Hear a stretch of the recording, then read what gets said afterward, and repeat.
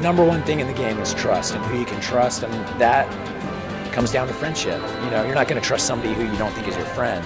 And so Jerv and I became such good friends that I think we trusted each other. And it could have been to a fault, but fortunately for me especially, but for both of us, I think that the trust we had in each other really helped us get far. Now, did you know going into that final tribal council that you were going to beat him? No, going into the final tribal council, I was really unsure. I really thought that we would split the votes pretty evenly. I felt like I was at least equally as disliked by the jury as he was. And by the end of the final tribal council, though, I had a pretty good idea that I had a great shot at winning. Monica? Monica, I didn't think that Monica would get any votes. I don't think she connected on a personal level as well as Jervis and I had with everyone. And so for me to read the votes, it was a bit shocking that Jervis received none and Monica received one. So I would have thought that either myself or Jervis would have won and Monica would have been third. So for her to be second, for me, I wouldn't have predicted that. Now, as a strong strategic player, were you proud of Sierra's move in wanting to draw rocks, or were you just really pissed? I think you can see on my face I was pretty pissed. I was upset at everybody that night because Jervis and Monica kept being like, "You're number 4, you're number 4." And I'm like, I worked so hard to make her feel like she's number 2 with me. Right. And so that, and then Hayden, and then for me, that's the move she should have made because she was number 4. But I had made her feel comfortable enough into thinking that she wasn't number 4. And then Hayden, to make us draw rocks, protecting himself, I was like, girls, you're not seeing it. Hayden's just looking out for himself. Like, he doesn't care about you two. You're drawing rocks for him. And it was the right move. Like, I admit it's the right move, but it was so infuriating to have it unravel before me with all the work I'd put into it, you know? For Jervis and Monica to both be like, you're number 4, and then Hayden to, you know, get the girls to do that for what I was trying to push as selfish reasons, which they were, but the girls really felt they had a better shot. So I was pretty upset. I was really mad. How nervous were you that 33% shot that you were going to have that white rock? Yeah, the odds were in my favor. I explained that to him too. I said, if you guys have a much better shot of losing this, and then it's one after the other. But I had Redemption Island, so it wasn't. I wasn't going to be 100% out of the game, and I figured there'd only be 1 or 2 more challenges to get back in the game, so I didn't have a bad shot at Redemption Island, I thought. And then Fate had been with me that whole time. Like, every single move I made was like the optimal. It always worked out optimally for me. To have Tina come in at 4 couldn't have worked out better. To draw the buff at the first swap and be on the super strong team with the guys I was closest with couldn't have worked out better.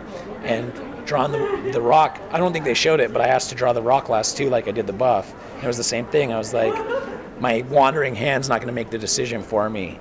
I won't have anybody to blame if I take the last rock, and it's the one that sends me home. To give fans insight, how long do you have to wait after drawing the rock before you reveal it? So the bag was brought out, and then we all drew rocks just one after the other. And then we weren't supposed to reveal. We held them out together. It was as fast as they showed on TV. Okay. 1, 2, 3, 1, 2, 3 show. So there wasn't a lot of time to think about it. And I thought I kept my cool for the most part okay. All right. Now, the third time Coach played, he called himself Coach 3.0. Would you consider yourself Tyson 3.0? I feel like the same Tyson, but probably a lot of people would say the Tyson 3.0. So, yeah, I don't know. I definitely never cried on the other seasons, sure. So that was a bit of a change for probably people, but I guess Tyson 3.0. I don't know. What do you think? Of course, I think you played a hell of a game. Honestly, if anybody else would have won, it wouldn't have made sense. You played the hardest strategically, and I think everybody else agreed. The question I have following, have you heard from Coach about your strategic game this season? I did hear from Coach, and he was pretty excited that I was killing it, quote unquote. And so, yeah, I mean, I think everybody that I've made friends with on the show in the past was happy for me and excited to see me play as well as I did. All right, $1 million, what are you doing with it?